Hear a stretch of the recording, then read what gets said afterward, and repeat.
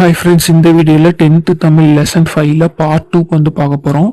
வாங்க பார்க்கலாம். நீதி வெண்பா, நீதி செய் தம்பி, அதாவது செய்கு தம்பி பாவலர் தான் இது எழுதிப்பாரு. நீதி வெண்பா எழுதுனது யாரு? செய்கு தம்பி பாவலர். நீதி செய் தம்பி, அப்போ நீதி செய்னா நீதி வெண்பா, செய் தம்பி அப்படின்னா செய்கு தம்பி பாவலர் அப்படிங்கிறது.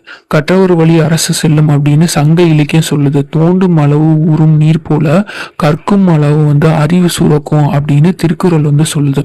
கல்வியை போற்றுவதை புறநானு காலத்திலிருந்து இந்த காலம் வரை தொடர்கின்றன தமிழர். பூக்களை நாடி சென்று தேன் பருகும் வண்டுகளைப் போல நூல்களை நாடி சென்று அறிவும் பெறணும் அப்படின்னு சொல்றாங்க. ஸோ பாட்டு பார்த்துடலாம். அருளை பெருக்கி அறிவை திருத்தி மருளை அகற்றி மறிக்கும் திருளை அருவருத்துவம் ஆவிக்கு அருந்துணையா இன்பம் பெருத்துவதும் கல்வி என்றே போற்று. இது எழுதுனது யாரு? செய்கு தம்பி பாவலர். ஸோ ஹிண்ட் பார்த்தலாமா? அருளை பெருக்கி அறிவை தீர்த்திக்கடா தம்பி. அருளை பெருக்கி அறிவை தீர்த்திக்கடா தம்பினா செய்கு தம்பி பாவலர். அருளினை பெருக்கி அறிவை சீராக்கி மயக்கம் அகற்றி அறிவுக்கு தெளிவு தந்து உயிருக்கு அரிய துணையாய் இன்பம் சேர்ப்பது கல்வியே ஆகும். எனவே அதை வந்து போற்றி கற்க வேண்டும் அப்படின்னு சொல்லப்படுது. சதம் அப்படின்னா நம்ம எல்லாத்துக்குமே தெரியும், 100 அப்படின்னு பொருள்படுது. ஒருவரது புலமையையும் நினைவாற்றலையும் நுண்ணறிவையும் சோதிப்பதற்காக ஒரே நேரத்துல நிகழ்த்தப்படுற 100 செயல்களை வந்து நினைவில் கொண்டு விடையளித்தல் தான் இந்த சதாவனம் அப்படின்னு சொல்லப்படுது. இதுல சதாவதானம் அப்படிங்கிற கலையில வந்து சிறந்து விளங்கியவர் யாரு? இந்த செய்கு தம்பி பாவலர். செய்கு தம்பி பாவலர் வந்து இந்த சதாவதானம் அப்படிங்கிற கலையில சிறந்து விளங்கியவர். இவர் வந்து கன்னியாகுமரி மாவட்டம் இடலாங்குடி அப்படிங்கிற ஊரை வந்து சேர்ந்தவர். 15 வயசுலேயே செயலியற்றும் திறன் பெற்றிருந்தவர். தம்பி கண்ணியமா இடையில போய் குடி. தம்பி கண்ணியமா இடையில போய் குடி. தம்பினா செய்கு தம்பி பாவலர், கண்ணியமானா கன்னியாகுமரி மாவட்டம், இடையில போய் குடினா இடலாங்குடி அப்படிங்கிற ஊரை சேர்ந்தவர்.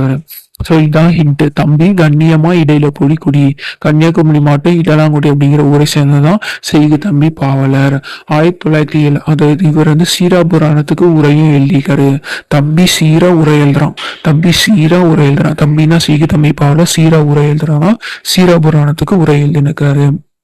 இதில் என்ன செஞ்சிருக்காருன்னா, 1907 மார்ச் 10 சென்னை விக்டோரியா அரங்கில் அறிஞர் பலர் முன்னிலையில 100 செயல்களை ஒரே நேரத்தில் செய்து காட்டி சதாவதானி அப்படிங்கிற பாராட்டும் பெற்றார். இவரோட நினைவாற்றலை போற்றும் வகையில இடலாங்குடியில இவருக்கு மணிமண்டபமும் பள்ளியும் வந்து அமைச்சிருக்காங்க. இந்த இதுக்கு ஹிண்ட் பார்க்கலாம். ஏழுமலை மண்டையிலேயே 10 போட்டியிருக்கான் தம்பி அந்த விக்டோரியாவுக்காக. ஏழுமலைய மண்டையில 10 போட்டிருக்கான் தம்பி அந்த விக்டோரியாவுக்காக. ஏழுமலைனா 1907, மண்டையிலனா மார்ச் 10 போட்டிருக்கானா 10ஆம் தேதி 1907 மார்ச் 10. தம்பி அந்த விக்டோரியாக்காக. தம்பினா செய்கு தம்பி பாவலர். விக்டோரியானா சென்னையில உள்ள விக்டோரியா அரங்குல வந்து இந்த 100 செயல்களை செஞ்சு காட்டி சதாவதானி அப்படிங்கிற பட்டம் பெற்றிருக்காரு. யாரு? இந்த செய்கு தம்பி பாவலர். திருவிளையாடற் புராணம் எழுதினது யாரு? பரஞ்சோதி முனிவர். திருவிளையாடற் புராணம் எழுதினது யாரு? பரஞ்சோதி முனிவர். கற்றோருக்கு சென்ற இடெல்லாம் சிறப்பு செய்து தமிழ் கூறும் நல்லுலகம் அரசரும் புலவரும் கவரி வீசுவர். கண்ணுக்கு எட்டிய திசை வரை தெரியும் நிலங்களை புலவருக்கு கொடையாக கொடுத்தும் மகிழ்வர். இறைவனும் அறிவை போற்றுபவன், அறிவாய் நிற்பவன், அறிவிற் சிறந்த புலவர்க்காக தூது சென்றவன், புலவரது அறிவு பெருமைகளை வந்து உணர்த்துபவன். நம்ம பார்க்கறது திருவிளையாடற் புராணம், பரஞ்சோதி முனிவர். இதுல நம்மளுக்கு 3வது காண்டம் என்னது? திருவாலவாய் காண்டம் வந்திருக்கு. அதுல இடைக்காடன் பிணக்கு தீர்த்த படலம் 56வது படலம். 3வது காண்டம் இடைக்காடன் பிணக்கு தீர்த்த படலம் எத்தனாவது படலமா வந்திருக்கு? 56வது படலம். இல்லைன்னா பாண்டிய நாட்டை ஆட்சி புரிந்த குலேச பாண்டியன் அப்படிங்கிற மன்னன் தமிழ் புலமையும் சிறந்து விளங்கினான். கபிலரோட நண்பனா இருந்த இடைக்காடர் என்ன செஞ்சிருக்காரு? அவர் ஏற்றின கவிதைய மன்னன் முன் பாட அவன் அந்த மன்னன், அதாவது குலேச பாண்டியன் வந்து அந்த மன்னன் வந்து அவரோட கவிதையை வந்து பொருட்படுத்தாம அந்த புலவரை வந்து அவமதிச்சிருக்கான்.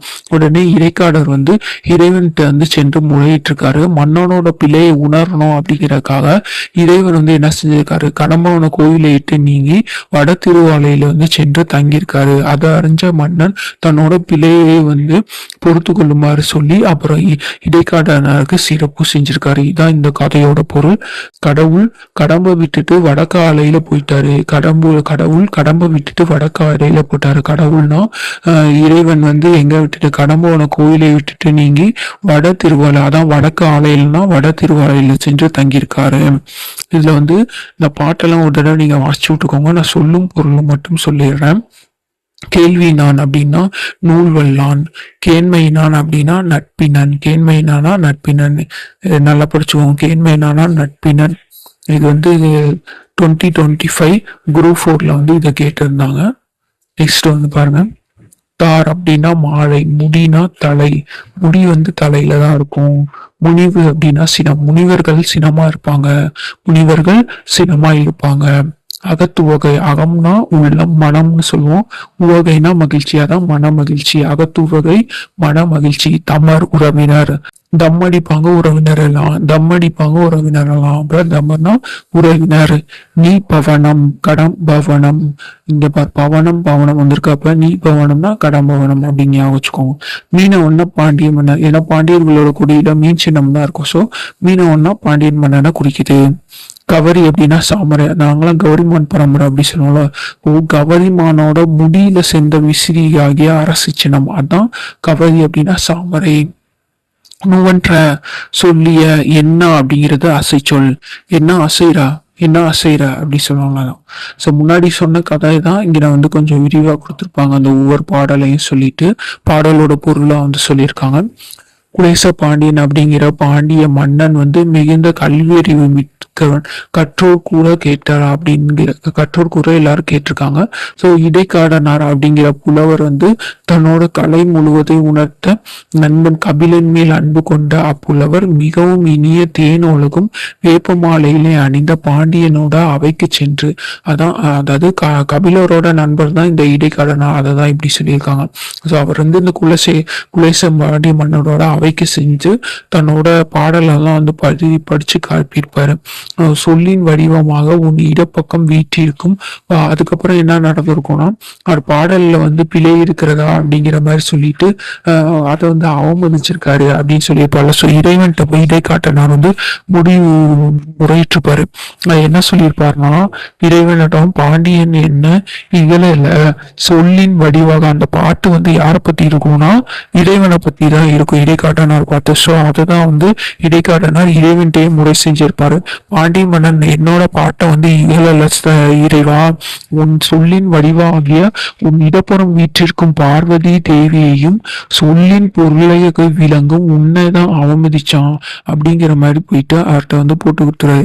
ஸோ அதனால இறைவன் வந்து பாண்டிய மன்னனோட பிழையை திருத்தணும் அப்படின்னு அந்த கடம்பவன கோயிலை விட்டு அதுக்கு வடக்கே உள்ள ஆலையில் திருவாலையில் வந்து சென்று தங்கியிருப்பாரு. அதுக்கு தான் வடக்கே உள்ள வைய ஆற்றின் தென் பக்கத்தை ஒரு திருக்கோவிலை ஆக்கி அங்கு சென்று போய் இறைவன் வந்து தங்கியிருப்பாரு. இறைவன் வந்து இங்கே ஊரை விட்டு போயிட்டனால அதுக்கப்புறம் பாண்டிய மன்னன் அவர்கிட்ட போய் கேட்டுட்டு சமாதானம் ஆகிட்டு அதுக்கப்புறம் மறுபடியும் இடைக்காட்டனாரை கூட்டிட்டு வந்து நிறைய அவருக்கு சிறப்பெல்லாம் செஞ்சிருப்பாரு. இலக்கண குறிப்பு, கேள்வி நான் அப்படின்னா வினையாளனையும் பேர். காடனுக்கும் கபிலனுக்கும் அது வெளிப்பட்டு வருதுல, காடனுக்கும் கபிலனுக்கும் அதனால இது எண்ணுமை. பகுபத உறுப்பு இலக்கணம், தனிந்தது தனி, இந்து கூட்டல் இத்து கூட்டல் ஆ கூட்டல் து. தனிங்கிறது பகுதி, இத்துங்கிறது சந்தி, இந்துத்தானது விகாரம், இத்து இறந்த கால இடைநிலை, ஆங்கிறது சாரியை, தூங்கிறது படர்கை வினைமுற்று விகுதி. சொல்லேர் உழவர்க்கும் கவரி வீசிய வில்லேர் உழவன். சொல்லேர் உழவன்னா புலவரை குறிக்குது, வில்லேர் உழவன்னா மன்னனை குறிக்குது. ஏடாலும் புலவர் ஒருவர் நாடாளும் மன்னனை காண அரண்மனை சென்றார். களைப்பு மிகுதியால் முரசு கட்டிலில் வந்து கண்ணை இழந்தார். அரச குற்றமாகிய அச்சையை செய்த புலவருக்கு தண்டனை வழங்காமல் கவரி வீசினார் மன்னர். உறங்கிய புலவர் வந்து மூசிக்கிறனார். கவரி வீசிய மன்னர் வந்து தகடூர் எறிந்த பெருஞ்சேரல் இரும்பொறை. கண் விழித்த புலவர் மன்னனின் செயல் கண்டு பாமொழி பொழிந்தார் அப்படின்னு சொல்லப்படுது. அந்த பாடல் என்னன்னா, மாசர விசித்த வார்ப்புரு வல்பின் அப்படிங்கிற புறநானூற்று பாடல். மோசமான மாசாடா புறம்போக்கு, மோசமான மாசாடா புறம்போக்கு. மோசமானனா மோசிக்கிறனார், மாசாடானா மாசர விசித்த வார்ப்புரு வல்பின். புறம்போக்குனா இது ஒரு புறநானூற்று பாடல். இந்த மோசிக்கினார் புலவருக்கு யாரு கவரி வீசினா தகடூர் எறிந்த பெருஞ்சேரல் இரும்பறை. தகடூர் எறிந்த பெருஞ்சேரல் இரும்பறை. மோசமான மாசாடா புறம்போக்கு அப்படின்னா மாசரை விசித்த வார்ப்புருவல் பின். மாசாடானா மாசரை விசித்த வார்ப்புருவல் பின். புறம்போக்குனா புறநானூறு. மோசமானனா மோசிக்கிறனார். திருவிளையாடு புராண கதைகள் சிலப்பதிகாரம் முதற்கொண்டு பலவற்றில் கூறப்படுதா சொல்லப்படுது. பரஞ்சோதி முனிவர் இயற்றிய இந்த திருவிளையாடற் புராணம் தான் விரிவும் சிறப்பும் கொண்டது அப்படின்னும், இது மதுரை காண்டம், கூடற்காண்டம், திருவாலவாய் காண்டம் அப்படின்னு 3 காண்டங்களும் 64 பாடல்களும் உதவுஞ்சுது. பரஞ்சோதி முனிவர் திருமறை காட்டுல வேதாரண்யம் திருமேற்காடு அதாவது வேதாரண்யம் அப்படிங்கிற ஊர்ல பிறந்த ஒரு 17ஆம் நூற்றாண்டை சேர்ந்தவர். பாருங்க ஒவ்வொன்றுத்துக்கு ஹிண்ட் பார்த்தரலாம். மது கூட அளவா பேசு அப்படின்னா மதுரை காண்டம், கூடர் காண்டம், திருவாலவாய் காண்டம். மது கூடனா மதுரை, கூடர் காண்டம்னா கூட அப்படிங்கிறது. அளவா பேசுனா திருவாலவாய், திரு ஆலவாய் அப்படின்னு சொல்லுவாங்க. அதான் ஆலவாய்னா அளவாய். அப்ப மது கூட அளவா பேசு அப்படின்னா மதுரை காண்டம், கூடர் காண்டம், திருவாலவாய் காண்டம் அப்படின்னு 3 காண்டம். அதுக்கடுத்து ஜோதி வேதனையம் மறைக்கிறா. ஜோதி வேதனையம் மறைக்கிறா. அப்ப வேதாரண்யம் அப்படிங்கிற திருமறை காட்டுல பிறந்தவர் தான் நம்ம பரஞ்சோதி முனிவர். இவர் 17ஆம் நூற்றாண்டை சேர்ந்தவர். அப்படின்னா ஜோதிக்கு 17 வயசாயிடுச்சு. ஜோதிக்கு 17 வயசாயிடுச்சு. அதான் இவர் சிவபக்தி மீட்டர், வேதாரண்ய புராணம், திருவிளையாடல் போற்றி கழிவென்பா, மதுரை பதித்து பெற்றான் காந்தி முதலிய நூட்களை எழுதியிருக்காரு. ஜோதி வேதனையோட விளையாண்டா மதுரையில. ஜோதி வேதனையோட விளையாண்டா மதுரையில. ஜோதினா பரஞ்சோதி முனிவர், வேதனையுடனா வேதாரண்ய புராணம், விளையாண்டா அப்படின்னா திரு விளையாடல் போற்றி கழிவென்பால், மதுரையிலனா மதுரை பதித்து பெற்றான் தாதி. நெக்ஸ்ட் புதிய நம்பிக்கை. இது எழுதினது யாரு? கமலாலயன் அப்படிங்கிறவரு. இதையும் நீங்க ஒரு தடவை வாசிச்சு விட்டுக்கோங்க. சும்மா ஸ்டோரி போலதான் இருக்கும். ஸோ ஃப்ரீ டைம்ல வாசிச்சு விட்டுக்கோங்க. ஸோ இதோட இது பார்க்கலாம். புத்தகம் ஒன்று ஒரு சிறு பொண்ணோடைய வாழ்க்கை நெருக்க பேசிக்கொண்டே வருகிறது. உனக்கு படிக்க தெரியாது அப்படிங்கிற கூற்றுனால உள்ளத்தில் பெற்ற அடி பிற்காலத்துல சமையல் செய்தோம், தோட்டமிட்டோம், பொது இடங்கள்ல பாட்டு படியும், சிறுக சிறுக பணம் சேர்த்து ஊரெல்லாம் சேர்ந்து குப்பை கொட்டுற இடத்துல ஒரு பள்ளியை உருவாக்க காரணமா இருந்துச்சு. உலகம் எங்கும் மூளை முடுக்குகள்ல உள்ள ஒடுக்கப்பட்ட கல்வி மறுக்கப்பட்ட சமூகங்களின் ஒரு குரலாக இருந்தவர் தான் அமெரிக்க கருப்பின பெண்மணி மேரி மெக்காலியோட் பெத்தூன். அப்படி யாரு? மேரி மெக்காலியோட் பெத்யூன். ஒடுக்கப்பட்டவங்கன்னா அமெரிக்க மேரி, ஒடுக்கப்பட்டவங்கன்னா அது அமெரிக்க மேரி தான். அப்ப ஒடுக்கப்பட்ட உலகம் எங்கும் இருக்கிற ஒடுக்கப்பட்ட கல்வி மறுக்கப்பட்ட சமூகங்களின் குரலாக இருந்தவர் தான் யாரு? அமெரிக்க கருப்பின பெண்மணி மேரி மெக்காலியோட் பெத்தின். அதுக்குதான் இந்த ஹிண்ட் ஞாபகம் வச்சுக்கோங்க. ஒடுக்குனாங்க அமெரிக்க மேரிய, ஒடுக்குனாங்க அமெரிக்க மேரிய. இந்த மாபெரும் கல்வியாளரோட வாழ்க்கை உனக்கு படிக்க தெரியாது அப்படிங்கிற தலைப்புல நம்மளுக்கு நூலா படைக்கப்பட்டிருக்கு. யாருனால? கமலாலயன் அப்படிங்கிறவனால. இவரோட இயற்பெயர் பாத்தீங்கன்னா குணசேகரன் அப்படிங்கிறது. ஆமா, பெரிய குணா கமலஹாசன் அவரு. ஆமா, பெரிய குணா கமலஹாசன் அவரு. குணானா குணசேகரன், அப்படி கமலஹாசன்னா கமலாலயன் அப்படிங்க வச்சுக்கோங்க. ஹிண்ட். இவர் வயது வந்தோருக்கான கல்வி திட்டத்தில் ஒருங்கிணைப்பாளராக பணியாற்றிருக்காரு. நெக்ஸ்ட் கொற்கை கோமான் கொற்கையம் பெருந்துறை. ஐயா கொற்கைக்கு கோவமா போறா. அப்ப ஐங்குறுநூறுல ஏற்றிருக்காங்க. அது ஐயா கொற்கைக்கு கோவமா போறா. ஐயானா ஐங்குறுநூறு, கொற்கைக்கு கோவமா போறனா கொற்கை கோமான். கொற்கை கோமான் அப்படிங்கிற. ஐயா கொற்கைக்கு கோவமா போறானா ஐயானா ஐங்குறுநூறு, கொற்கை கோமானா கொற்கை கோமான் கொற்கையம் பெருந்துறை. இது கொற்கை எங்க இருக்கு அப்படின்னு பாத்தீங்கன்னா தூத்துக்குடி மாவட்டத்துல இருக்கிறதா கொற்கை. கொற்கை எங்க இருக்கு? தூத்துக்குடி மாவட்டத்துல இருக்கிறதா கொற்கை. ஸோ நெக்ஸ்ட் இலக்கண பகுதி பார்க்கலாம். இதுக்கு முன்னாடி பார்ட் 1 கொடுத்துருப்பேன். ஸோ அதையும் பார்த்துக்கோங்க. Thank you friends. நெக்ஸ்ட் வீடியோக்காக வெயிட் பண்ணுங்க.